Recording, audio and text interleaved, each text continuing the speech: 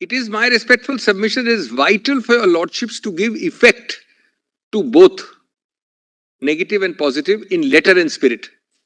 Because your lordship is actually implementing the constitution.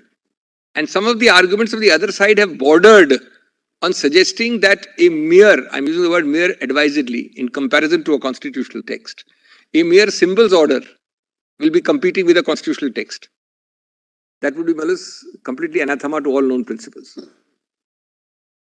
What are these two codes, Balas? The negative code is that you, in a nutshell, I'm just saying, in a nutshell, I'm oversimplifying, you will not voluntarily give up membership to an A and you will not violate whips to one B. Just in a broad summary. What is the affirmative permissible activity? You are entitled to dissent only within that permissible zone. Otherwise, why enact the 10th schedule, Malas? Prior to 85, you didn't have the 10th schedule. You had Jungle Raj, which you called Ayaram Gayaram sometimes, but then you can also justify that in the name of free speech, free action. What you did here was you allowed a zone of activity, permissible, affirmative, but you cannot say that I will go beyond that permissible and thereby violate indirectly the negative code also. What is that permissible activity? The affirmative code of conduct. One is a faction or a split till the 91st Amendment. They gave you an escape route, advisedly, consciously. That has gone. It was there. So, the constitutional framers thought that along with a negative code of conduct, so as not to stifle you completely, we give you an escape route, exit route of faction or 1/3 or whatever it was called. Second, merger. Third, and this is actually the most important part of 10th schedule. Elections, barring a few cases, in the days of 1960s, etc., there used to be a very strong, large number of independents. Independents have now dwindled. The statistics show, even then, in terms of 545 Lok Sabha, you had hardly 30, 40. But independents commanded a coordination. My father also got into Lok Sabha on an independent party-less ticket. So I know at that time, Mr. Nath Pai, so many people. But today, even then, party democracy was, everything was based on party. You got a ticket and you fought and you won because the party projected you as its candidate. That is now, much, much truer after the 60s, 70s onwards. Today, the number of independents compared to the 60s would be a fraction. So it's party-based democracy. You like it or not, it's not for anybody to question. We've chosen it, but there's nothing perfect. Some people say US is better, some people say European, but this is what we've chosen. Now, this third balance. Third point is what? What is the point? One is split is permissible, split, merger second is merger. Third now. The third point. Third comes with the light of what I said just now. The whole idea of the 10th schedule is resign and recontest. That's what is stopping you from doing. You enter the door through this door and then you retain your ministership and seat while exiting through the other door. Sorry, not permissible. Resign, have the courage of your conviction. Now, you are a very vocal freedom speaker.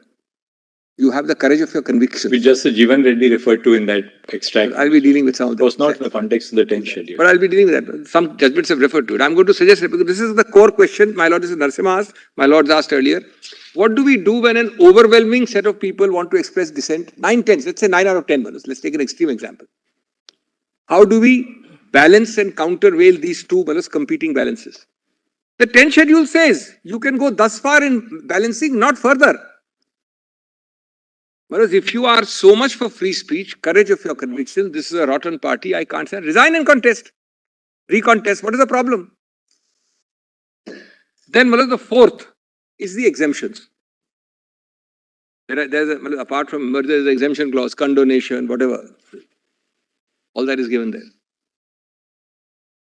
Now what we have to see is that if a constitutional amendment balances the prohibitory with the affirmative part, you cannot find an excuse to circumvent the prohibitory part by going beyond the 4 avenues of the affirmative part, now only 3.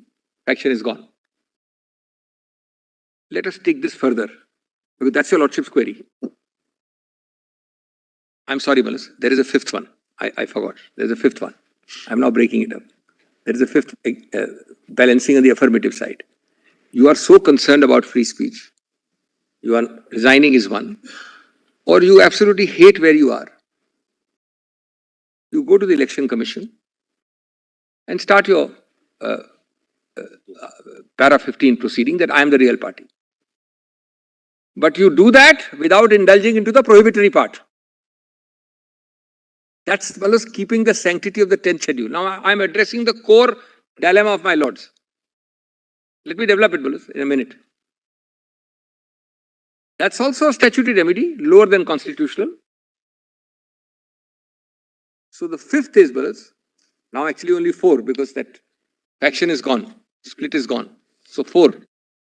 The fourth would be file a complaint to the election commission, say, look, 9 of us are standing here, we are the party, recognize us. Till then, don't do any prohibitory activity. The election commission will or will not recognize you and is subject to challenge. What does this do, Malus? This maintains the sanctity of the 10th schedule and maintains the negative and the affirmative parts of the 10th schedule. What does my lord normally prefer? A option I give your lordships which reduces the other option to vanishing point? Or an option which harmonizes both? Elementary principles tell your lordship by 1,000 cases that your lordship prefers the harmonization approach. Elementary common sense shows that my learned friend stand reduces the 10th schedule to vanishing point. It is as good as a dead letter or a repeal. Which is better? The answer is self-evident. Now, Millards, here, just see, Millards, how this dead letter vanishing point arises. You don't resign with the courage of your convictions to fight another election. You don't go to the election commission till much later. Almost a month, just under a month after 21st you went to Guwahati, 19th you go to the election commission. 2 days before a month is ending. You don't seek condonation. What you do is, Bullets, what I call a 3 steps novel procedure to annihilate the 10th schedule. It's a 3-step novel procedure. Step 1 of which is disable the speaker by giving him a mere notice. So, the man can't touch you on the 10th schedule. Just see, my submission of harmonization versus vanishing point. Step 2 of this sinister 3-step novel procedure is to forward resolutions parallelly to the governor, who in turn makes it the basis of a trust vote direction. And the final step 3 is the act of being sworn in as Chief Minister. Sorry? The act of being sworn in as Chief Minister. With another party fully supporting, in whose lap you were in Guwahati. Now, I'm not on the... Just kindly consider. You don't follow the affirmative part which gives you play in the joints and leeway, flexibility. You don't resign. You don't merge. The most important, interesting point is you don't merge. Just see for a minute that B, 4B. If you are sitting in their lap and they are supporting you, and the last minute, instead of them becoming Chief Minister, they make you Chief Minister, what is the problem with merging? So, you say to hell with the 10th schedule, it gives me an escape route, I'll ignore it.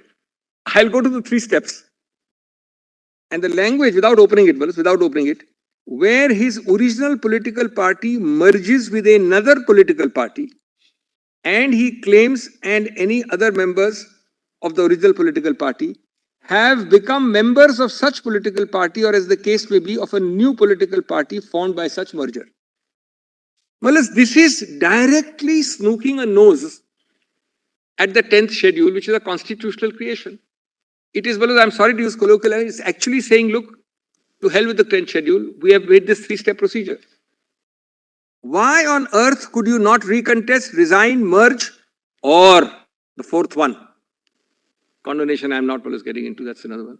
Go to the election commission and file a complaint then. On 21st, instead of Surat and Guwahati, why did you not file the election commission? So this is the first answer. This is one of the best answer at least I can give to the direct question, but there is a consequential answer further ahead. I am putting it against myself and trying to answer, because I put this question to myself and Lordship asked it yesterday. Now, a possible argument will be twofold. That is no argument, because how it works in actual law, a fact is not an argument against me. If the law is a prohibitive and a affirmative, then you jolly well follow it. That's the object of creating a constitution. But now I'm giving an answer against me, even though it doesn't arise in law. The answer is, what happens, Mr. Singhvi, if between me, that is they, applying to the EC and doing these things which Mr. Singhvi is advising them to do, the speaker disqualifies you? I'm putting it bluntly against myself. First answer is, so what? Why was the 10th schedule created? Is the speaker doing something unknown to law? But there's a better answer. If he disqualifies you, there is full judicial, this is on the basis wrongly. There is full judicial review. No, but you can't, your lordships can't find a solution to everything which the Constituent Assembly, the Constituent amending people did not make. What is this answer? That what do? I will be disqualified. Well, jolly well you'll be disqualified because the 1985 framers gave this power to the speaker. Is the possibility of an abuse ever the test of the power or its existence? Can it be? Otherwise, how will your lordship decide anything? Yes, that phrase comes from Rajnarayan versus Indira Gandhi. Possibility of abuse is not the test of power. Give that citation. Hindustan judgment. Hindustan construction, some judgment is there. Also Hindustan construction. Abuse of power cannot be there. Your lordship should judge everything. Oh, what will happen? What may happen? That's not the question. Here, and your lordship is talking of lesser cases. Here the constitution was amended to give this power. And the apprehension is, I will not go on 21st to speaker, to EC. I will go to Guwahati because I'm scared of a disqualification. Now, let us look at the second. I'm giving a lot of extreme examples against myself. You have a full review possible. My review is much more truncated. It takes 1 year for me to get this hearing before your lordships. Your review is immediate on a wrongful decision against the speaker. And your lordship knows Kyoto says, after final decision of the speaker, you can get a stay of that. You can't get a stay while he's deciding. You can get it afterwards. Of the disqualification also. Only a quia tibet is stopped. You're comparing that with what? With the fact that if you don't do this and stay and make the 10th schedule a dead letter and install a new government on the basis of ignoring the 10th schedule, that is much less reversible by sheer passage of a few days than your right to challenge. Today, what is the whole argument? It's a scrambled dead, it's a fake accompli. Your lordships can't reverse it. It's 1 year down the line. That's the real argument today. That's the argument we are facing. Now let me give your lordship another bizarre example against myself. These are not normal examples. Whereas I don't know of, except a very few number of cases, where you have the courage of conviction to resign and recontest. That resignation is impeded. It happens. There are 2 or 3 judgments we have. But normally, let me assume against myself that I resign because of my high standards and my resignation is not accepted by the speaker. That's the worst I can assume against myself, Right. I can't assume something more than that, Again, the speaker can only reject my resignation and disqualify me. He cannot do anything more. The speaker cannot say that you shall do this or that. He'll at the most say, I reject your resignation and I disqualify you. Same remedy. That remedy, your lordship will stay in 2 seconds. Suppose your lordship had an MLA who resigned to fight a new election and the speaker, there may be bizarre cases, I don't know. Speaker said, no, I disqualify you. How long will it take a court to give a stay of that order, I mean, your lordship is dealing with these cases on and off every day, in some form or the other. But here, none of these 4 or 5 possibilities is allowed to be tried. Because you adopt a 3-step procedure to annihilate the 10th schedule. Which brings us to the harmonization principle. I'm not going to cite law about harmonization. From ordinary petty contracts to constitutional law, your lordship's first principle is harmonization. From statutory, delegated legislation up to the constitution. Whereas I want to make the different point here that why did the 10th schedule come? We'll read Mr. Ashok Sen's speech in when he piloted this 85 thing. The whole purpose is that you have come through a party seat, you go and face the electorate again, whether with that party, independent or a third party. That's the whole long and short of this, Malas. Malas, have your lordship ever heard this happening except in some very rare cases in England or other democracies? There's no concept, I've come on a party, I'll either resign or I'll just leave that and fight again from another party. That was the whole purpose of this. But what you are telling the court is that no, I will affirmatively not resign. I will not go to the EC. Why? Because I'm scared that somebody will disqualify me. But then what was Mr. Ashok Sen enacting in 1985, Malas? He's enacting a power of disqualification for changing a party.